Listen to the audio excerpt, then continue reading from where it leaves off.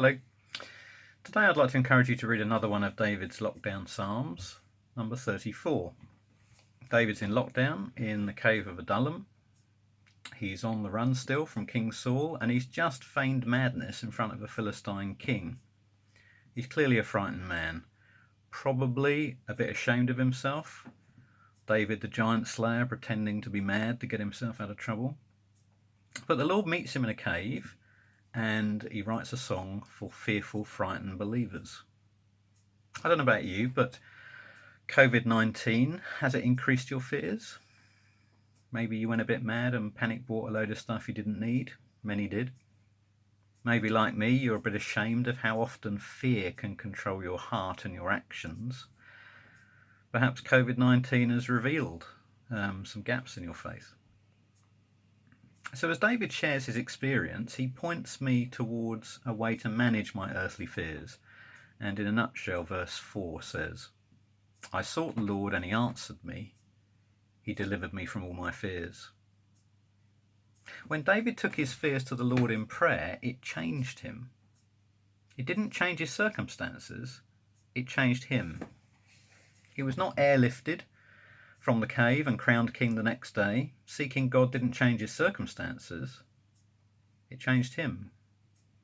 And when I seek the Lord from the heart, that begins a process of change, so that he begins to control my heart, not my many fears. I begin to fear God and not my circumstances.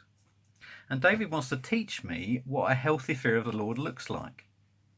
And so in verse 11 he says, come and listen to me, I'll teach you the fear of the Lord. And as you read the song, you discover that it's all about my wholehearted response to God's goodness and blessing in my life. David reminds me that the Lord sees and hears, saves and delivers, protects and provides, draws near to the brokenhearted and judges those who do evil. And then he instructs me to taste and see his goodness, to fear and seek his protection, to turn from evil and lies and to do good and seek peace. So I fear God when I remember all his goodness to David and others, when I experience that and taste that for myself in the gospel, and then begin to speak and live to his praise and glory.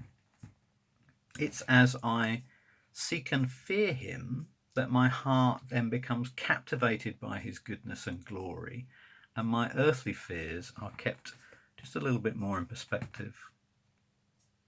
So if you're afraid at the moment, can I encourage you to read Psalm 34? It's written by a frightened believer, and seek the one who is close to the brokenhearted.